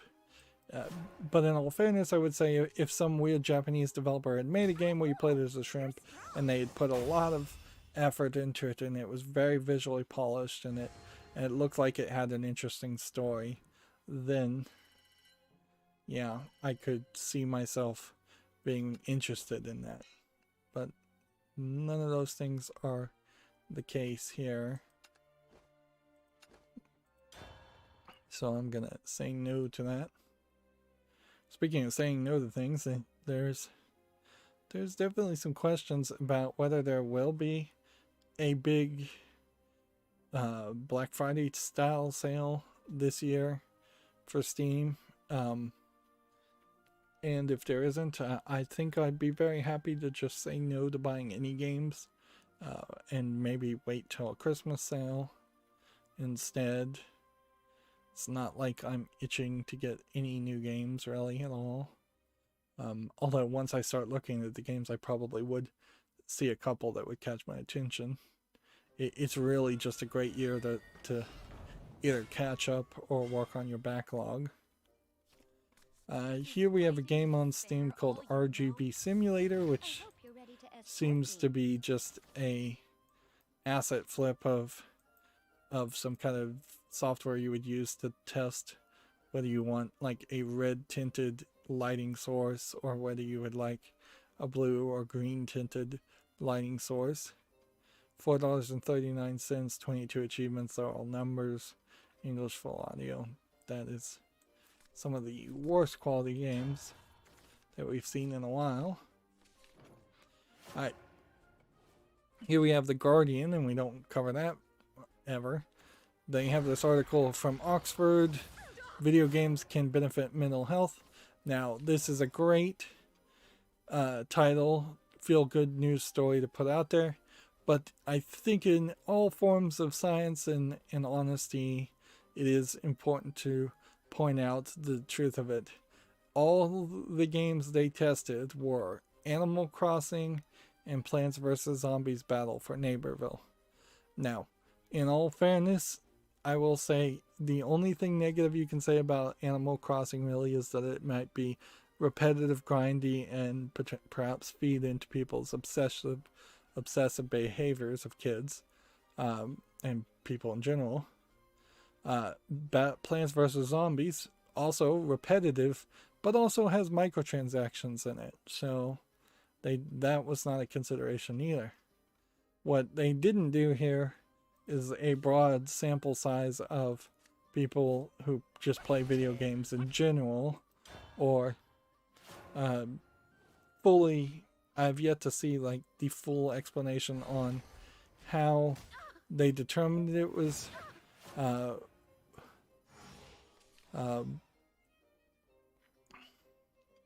they're saying people who played more games tended to report greater well-being. Yeah, I think that's true. Like, I think that's a hard argument to say. And perhaps this was one of those surveys where lots of different things were asked and questioned, but it could have also been a survey that had only like 2 or 3 questions. And so on a scale of 1 to 100, how well do you feel? How good do you feel? And then on a scale of 1 to 100, how many hours or do you play? Or like how many hours a week do you play in video games? There's some slight difference there. If I knew a survey was trying to determine whether video games were good, I very possibly might try to skew the results subconsciously or consciously to be more positive.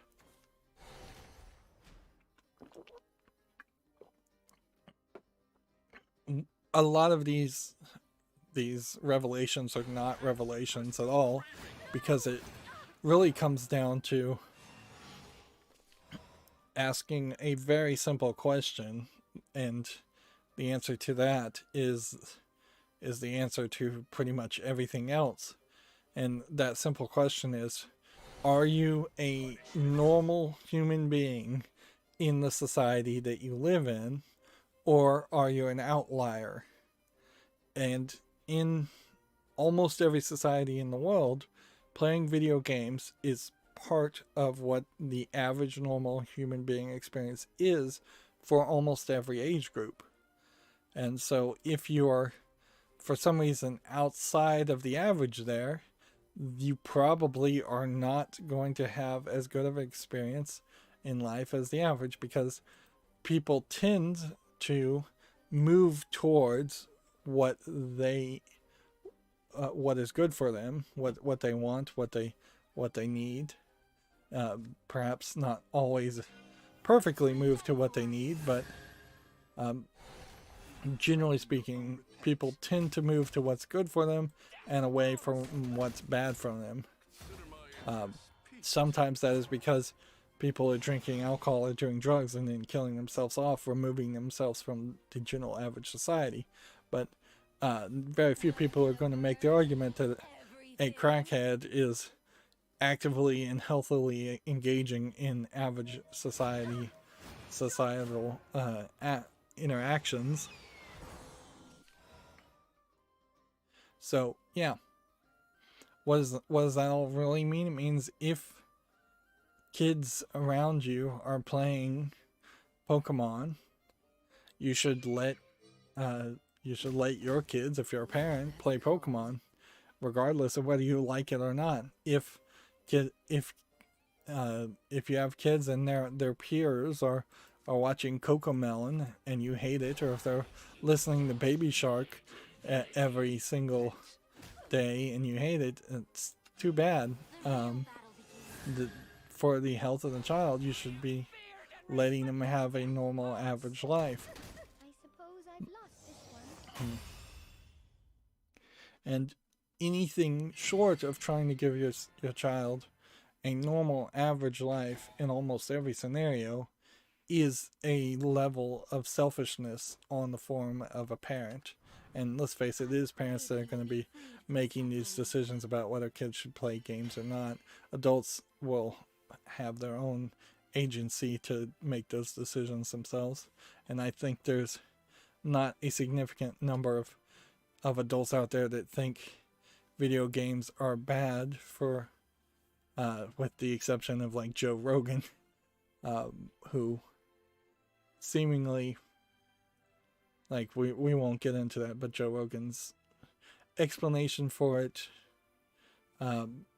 seems to come from his own personal lack of ability to self-regulate, which I wouldn't be surprised if there was a lot of that in Joe Rogan's life and a lot of celebrities' life, where they just cannot time themselves and regulate themselves very well, and so they call things obsessive and bad for everybody when it might just be bad for you.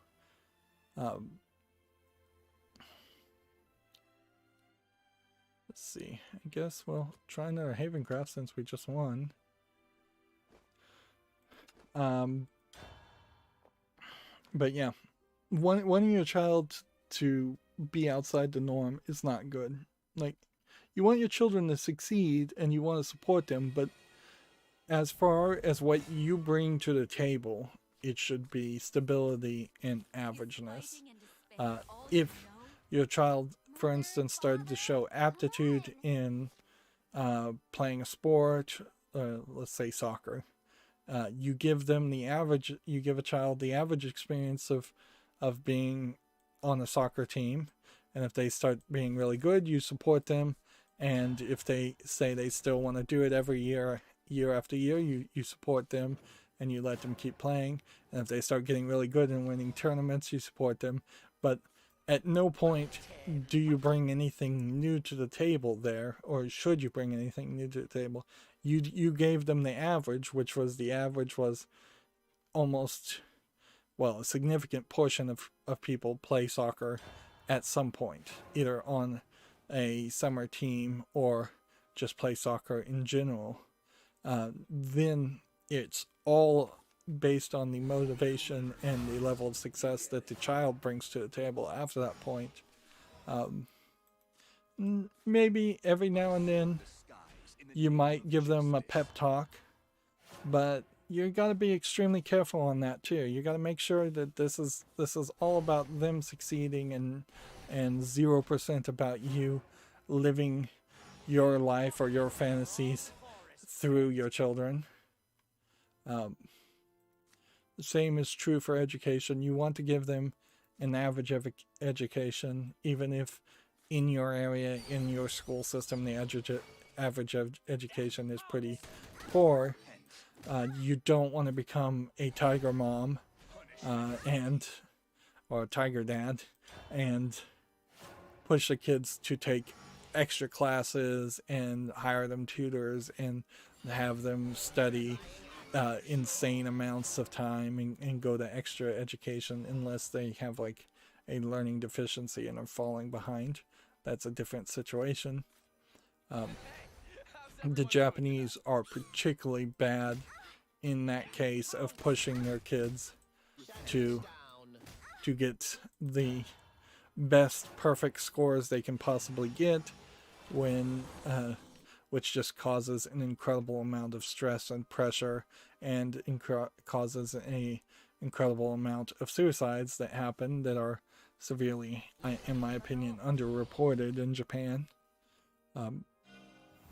Which it does you no good to have a child who is successful in sport or academics or anything else and have them, because of the effort to reach that goal, also inevitably turn out to be completely socially, emotionally, possibly physically broken. That's not what you want for your child. You don't want them to be just good at one thing and horribly terrible at everything else. Let's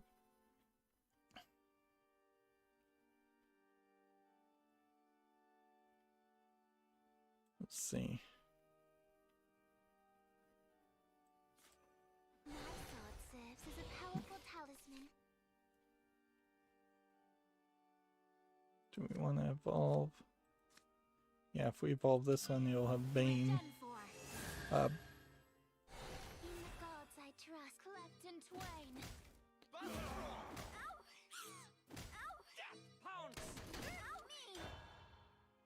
Moving on, we have a game on Steam called Castle Grimholt, which looks like an RPG game. Again, maybe not made with RPG Maker. Pixel graphics are calling it Souls-like. It's $8.99 English only.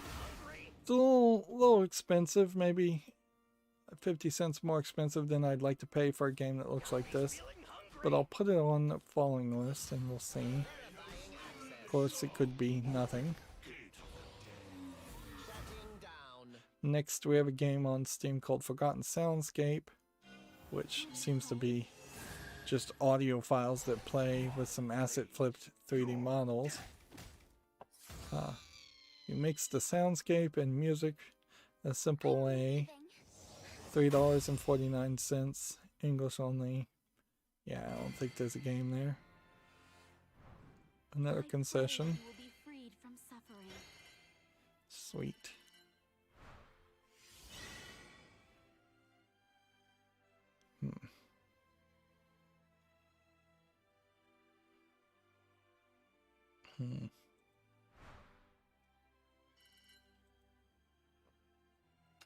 See what do we need now. Still need one more Havencraft. We would need 2 more Portalcraft. Forestcraft. Next we have a game called Simulators 2021, which is just asset flips. One of the characters is like a naked mannequin character sitting on a toilet, so I'm not sure I really want to bother to show it. Yeah. It's selling itself for $1.99 as English and Chinese. It's definitely a low effort garbage game.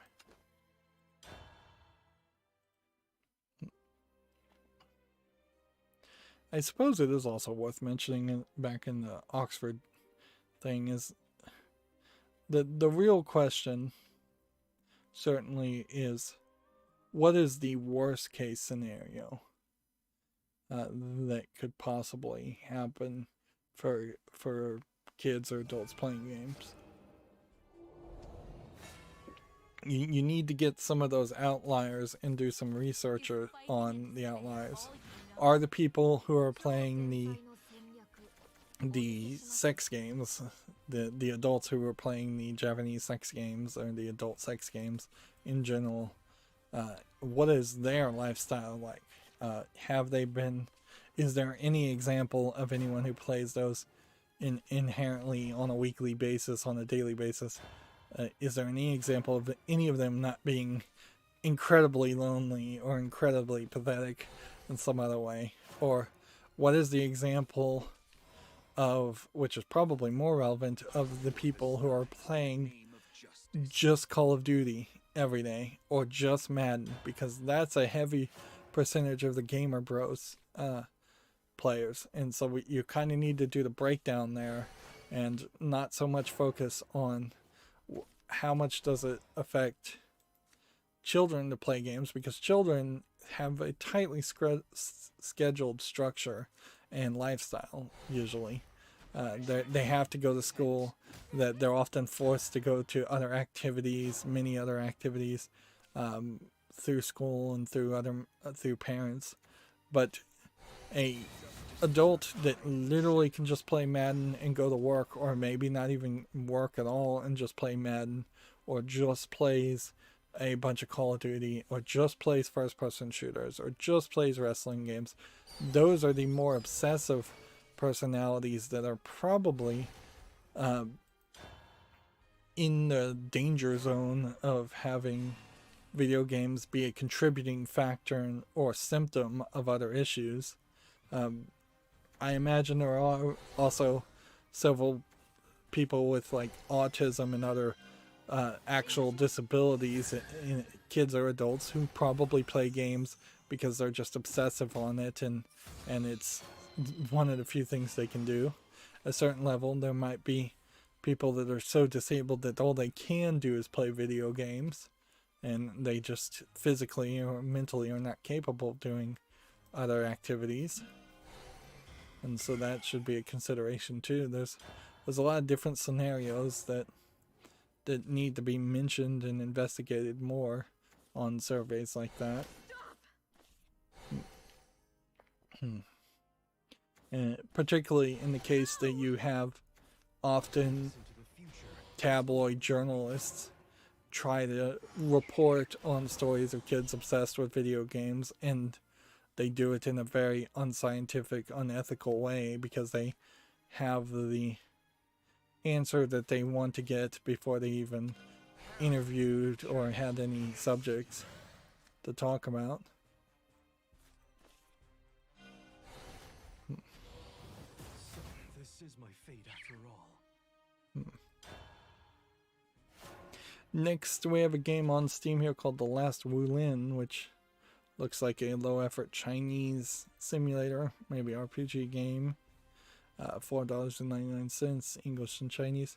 This is one of the problems with Disgaea 1, also, Disgaea PC, is that there's a lot of menus and a lot of RPG elements, and I'm like, oh yeah, this is something that I'm gonna have to deal with.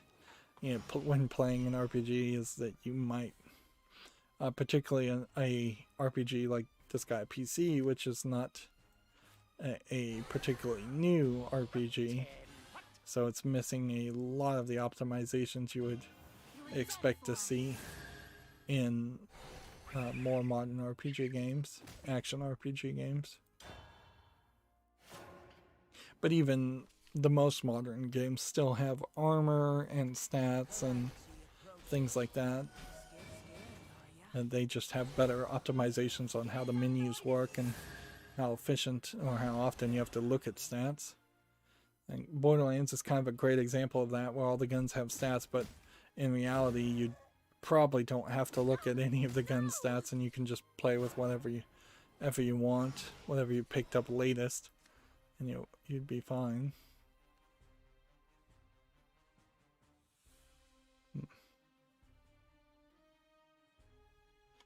Okay.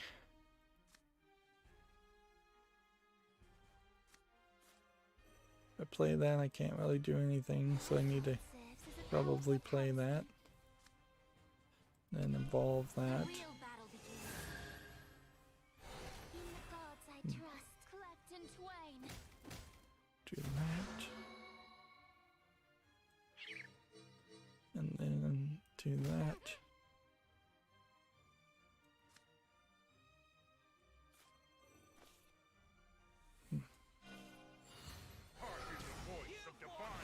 Wrong forest, friend. Pounce!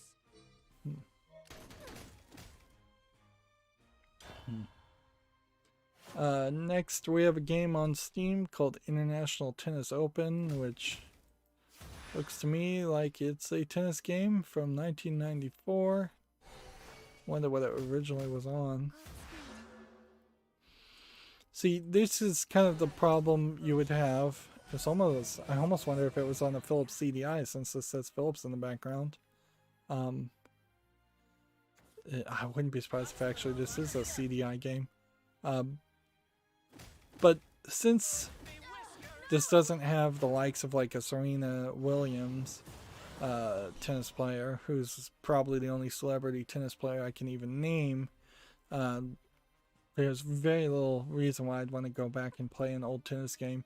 If I was going to play any tennis game, it would certainly be a Mario tennis game, or maybe, was there a Samba de Amigo tennis game that was good, maybe? Like Sega Tennis, I think. This game was originally released on the CDI, Mac, and PC formats in the mid-90s. Well, it is interesting to see CDI games potentially getting re-released, but that doesn't really give it relevancy, considering how incredibly irrelevant the Philips CDI was in general. Let's see. I saw the skies in the name of justice. And this. Punishment. And in the turn.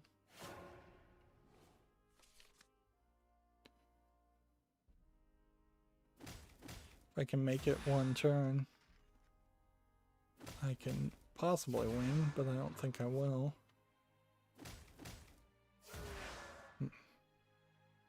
Stop! Yep, I've lost.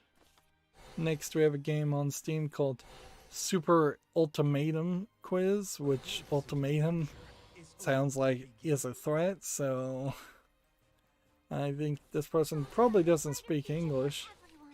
Justice does not hide in the And then they have Niger here as one of the answers, I which is spelled exactly the same way as the N word, so that feels like a troll. 59 cents English only. Definitely low effort at that, at least. Alright, well, I may have to play a little off screen to try and get one more victory, but I'll give it one more game, but then that's going to be it. Like one more, just Havencraft. Hope for a quick disconnect. Gamatsu has an article here. Fault milestone 2 side above the 2 side : above for the Switch launches December 3rd, which this is getting to be one of those ridiculous Japanese title games, They're all you know? which I'm I not guess even you're looking for sure a fight. what kind of game it is. Is it an RPG or is it just a visual novel? It's a visual novel. Okay, that would explain the animation and only animation. Which, a lot of times, the trailers for visual novels might be the best parts visually of a visual novel. Here we have a game on Steam called This Is My Dungeon. And so it's like a tiny tower but upside down, which I guess you would probably make an equation to something like Fallout Shelter, although Fallout Shelter has kind of expanded from that idea. It doesn't really look anything like Dungeon Master though, although clearly they've put Dungeon Master in capitals here, so if you search for Dungeon Master you'll see this. $9.59.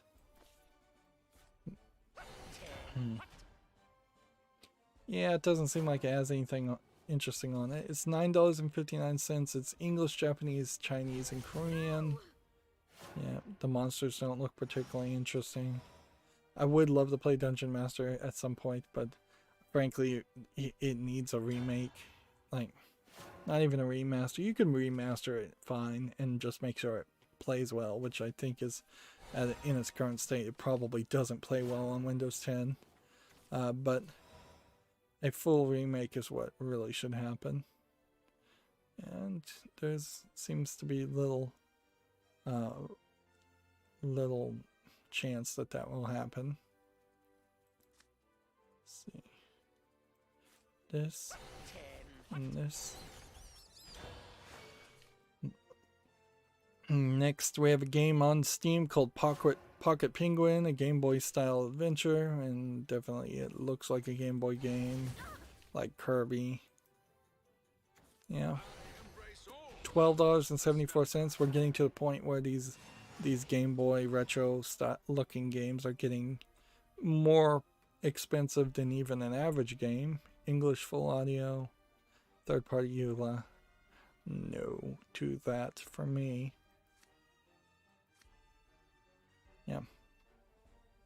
I'm increasingly confused as to why there's a growing fandom of nostalgic people for Game Boy.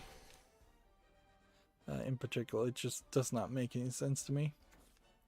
TechRaptor has an article here. Good Old Games is holding a major sale on Polish titles, which at a certain level, since CD Projekt Red is a Polish company and they are the parent company of Good Old Games, at a certain level this is an example of Good Old Games just holding a sale to sell their own games, and including a small group of other people, which I suppose at a certain level Steam probably does have its own sales for Steam projects, but they don't make big store-wide sales for Steam products. They just have a bundle for all Valve products. So yeah, but favoritism of yourself does not look great when trying to run a storefront and convince other publishers and other developers to do business with you. It would be the equivalent if the Epic Games Store was constantly promoting Fortnite over every single other game on the storefront, which at some level it might be doing that and people just haven't recognized it. It definitely is not hard to find Fortnite. And at a certain level, only at the point where Fortnite stops becoming popular does there become a legitimate argument to say that they're promoting Fortnite even though it's not popular, because the argument right now could easily be made that Fortnite is coming to the top of the recommendation lists on the Epic Games Store simply because Fortnite is the most popular game on the storefront. Well, there was an attempt there. Next, we have a game on Steam here called Rule Number 1. And while I do like this cyberpunk anime robot girl with metal bra and nothing else, looking at the actual game, it does feel like it is probably just an asset flip, low effort first person shooter game. Yeah, and you've got bra and panty zombies chasing after you. Early access, $4.99 English. Yeah, no to that. That seems just like it's trying to pander. Speaking of pandering, TechRaptor has a new article for Nutaku's latest game called Angry Bangers, I believe is the name. Bangers. It's a tactical XCOM game by the looks of it, where you place different characters. Half of these games are really just low effort games that have had their art changed slightly to have naked ladies in it, and that's about it. I can now fully attest I am very, very close to completing everything available on College Days through the help of cheating a lot. And they are approaching a full month of not having updated it at all. They said that there was a sale that was going to end at the end of September. We are halfway through November, and that sale is still going on. No new content has been added. Nothing's been said. And College Days is like the 5th most recent game from Nutaku. So it does definitely feel like there's a case where a lot of these games get pushed out in the hopes that people will spend a ton of money in the first 6 weeks and then they're immediately abandoned. Which on a certain level, that's, since Nutaku is owned by Pornhub, that's the Pornhub market too, is that it is just kind of like this YouTube where people can put up videos, and the videos are fairly irrelevant after the first 24-48 hours, unless it gets really, really popular, and then maybe it gets recommended back to people. But that's certainly no way you'd want to see any business run. I wouldn't want to see a new AAA game come out every day or every few hours on Steam, and I wouldn't want to see good AAA games get lost in the shuffle if every 24 hours. Moving on, here is a non-good game called Untitled Space Game. Not only is it a space game, which is not what I want, it looks like it is just a vector art asteroids game for $1.69. Nothing there of interest. Let's see. On top of the mist cakes, Punished Props also made a mist book, and in this case they've got a touch screen on it where you can play Real Mist 3D, which, yeah, okay, they sold a collector's edition that did basically that already, except for it was just playing a looped video. It was kind of ridiculous even in that collector's edition for the price of it, that it wasn't just a Raspberry Pi playing with a touchscreen, which almost certainly that's what this is. Of course, nobody really wants to play Myst on a tiny touchscreen on a book. It is a visual gag, and it looping through video is really all that visual gag is worth it. It's really worth. Here, Gamasutra has a job listing for a gameplay engineer for that game company. This was the developers of Journey, Flower, Flow, and the most recent game they're working on, Sky, which they probably do need a gameplay engineer because none of those games actually had gameplay in them. Journey had some jumping and walking, and that was about it. Flower and Flow barely even had that much. That game company is definitely too artsy for its own good, and should consider really investing in making a real game. After Journey, in particular, should have been the point where they should have made a real game instead of making artsy projects. Here we have a game on Steam called Beatles, which they say is from 2020. But I wouldn't be surprised if it was a 5-year-old game. Looks like it's sort of a bugs tower defense maybe type game. They're calling it an open world shooter. It doesn't look polished enough, or like it has that much interesting. Living on a world full of bugs might be interesting, but I don't know. This is $1.19, bunch of languages. It's also being bundled with Hentai Shadow and Hentai Minesweeper and Hentai World. So it's like, clearly, you know, this is a low effort game developer, Skitor Games, and they're self-publishing. And there, once again, every time you see games like that, you have to ask, why does Valve tolerate this? Why do they not curate to even a small amount with these low effort games? Maybe they do. Maybe they curate a lot, and these are just the ones that leak through. But if that's the case, then they have the perfect argument to get rid of Steam Direct and say, no, we're not going to do Steam Direct in the way we're doing it, or at all, because all we're getting is a bunch of terrible games. Here we have a game on Steam called Rollerball, which doesn't look like there's enough of an experience here that I'd want to play. And I'm not fully getting the overemphasis on dressing up the roller balls as different characters. $3.99 English, Polish, and Russian. No to that one.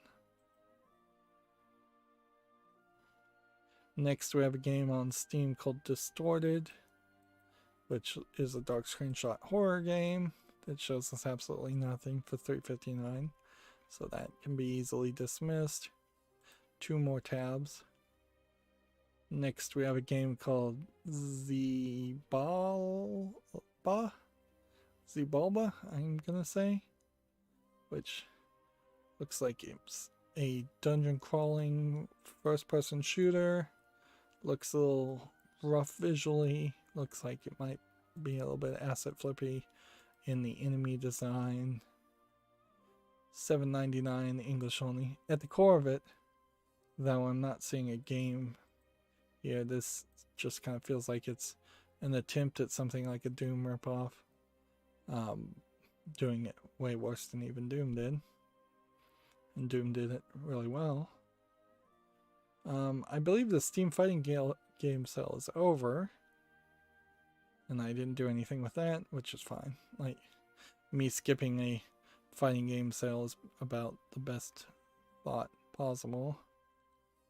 So then that brings me to the Humble Bundle store. Let's see if there's any new Humble Bundles worth talking about. Nope.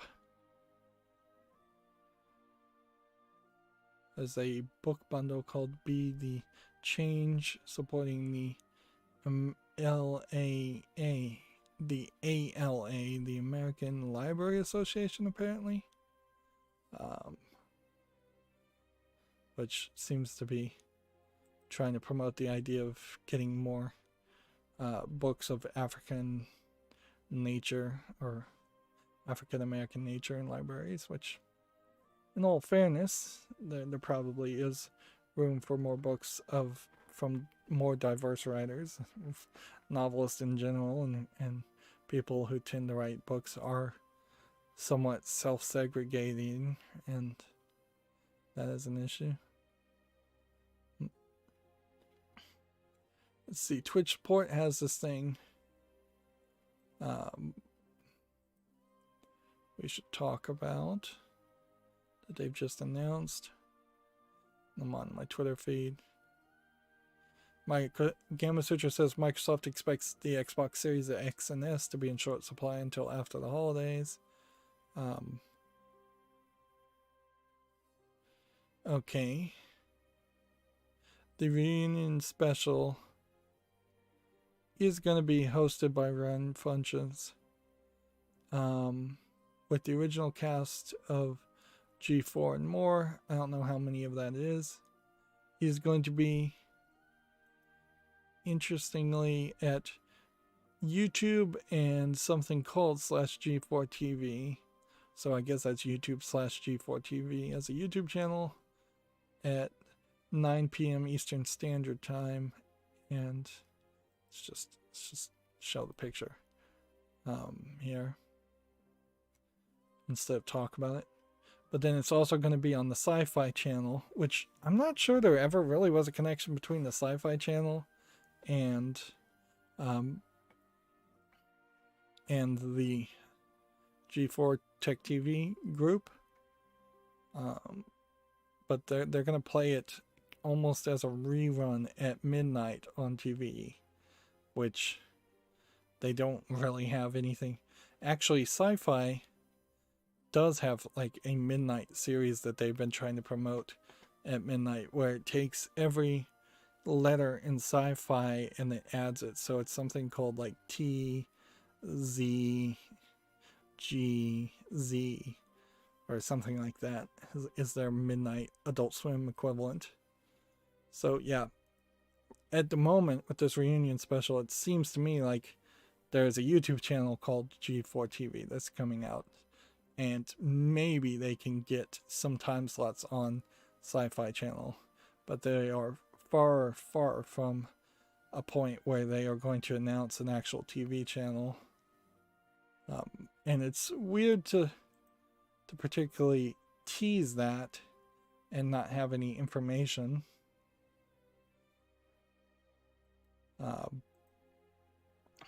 When there really should have been more information. CNBC has an article that was retweeted. I actually blocked the part on Twitter that tells me who retweets what, because that's irrelevant information to me. But it's Microsoft looks beyond the console wars as it releases new Xboxes. Which, yeah, that's pretty much interesting. TechRaptor has an article here. I'll just read this. Fuser implements tough policies on streaming as the RIA and Twitch face off. Which, okay. Yeah, I think that's going to be the problem with streaming almost any music game. And that definitely has been a consideration as to why I have not ever wanted to play music games. That and the fact that I am also not very musically inclined. But yeah. So that's all the new news. Devil May Cry 5 Spite Edition has been made by PC modders. So what is the Spite Edition? It looks to fulfill the promises of the special edition for PC players of the game. The mod already has a trailer promising one of those features already. The legendary Dark Knights mode as the first announced included mod. Okay. The legendary dark mode is basically a mode of play in Devil May Cry that allows double the number of enemies on screen at once, offering more combat and combo opportunities and higher difficulty. See, and that's not inherently what I would want to see in a mod, that particularly one that may get taken down. Like, what I would want to see is them getting rid of all the red orbs and just improving any performance issues if there are performance issues, and just trying to achieve parity with the other games if there is a lack of parity.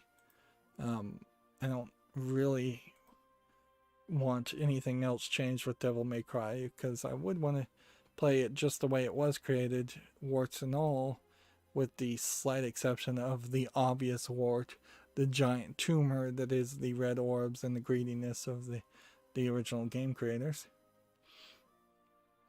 And then TechRaptor has this article, multiplayer ads. Multiplayer ads are a new type of interactive video and currently in closed beta. When you run a multiplayer ad on your channel, many of your viewers will watch the same ad at the same time. As part of the shared experience afterward, these viewers will be able to vote in real time, interactive polls. Yeah, this sounds like utter crap to start with. The number one most annoying part about me having customized ads enabled it once again on my YouTube channel is that they ask all these YouTube survey polls. Also, YouTube's algorithm as far as recommending videos has just gotten incredibly useless at this point. It's not suggesting anything new at all. Anything. Nothing on the watch later list is getting really suggested. Nothing that I'm subscribed to is getting suggested on the home page. It's just trying to push me to 3 or 4 channels of where I may have watched 1 or 2 videos of these creators, or maybe not watched any videos of these creators, and they totally don't want me watching the things I want to watch on YouTube. It's ridiculous. Twitch will reward bits to the creator, and there will be special channel celebrations. So inherently this is going to be, I'm going to run this multiplayer ad now. Fans, everybody please watch the ad at the same time and then fill out the survey because it will give me money back. I don't think for a second that's what anybody wants. Apparently there's also there's an example here where, what's your favorite Twitch gift card? That's ridiculous. I didn't even know Twitch had gift cards. And then it gave him like 500 bits, which is probably nothing.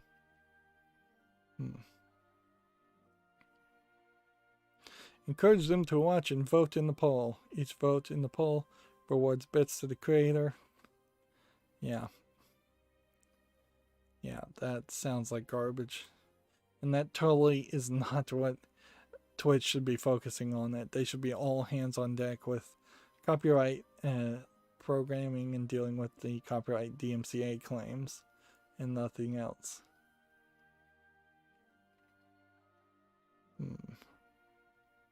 Alright, well, there's nothing else more to say. I suppose I have some missions that I theoretically need to get done, and then I have more Disgaea to play, more than 1 episode. So that's going to be it for this stream. As always, I ask you to like, share, subscribe, comment, and watch every second of my videos. If you want a friend to follow me on any social media sites, there's a bunch of links down below. And if you want to support me further, there's a link to Patreon, or you can support me by friending me on Steam and gifting me a game off my wishlist. Thank you for watching.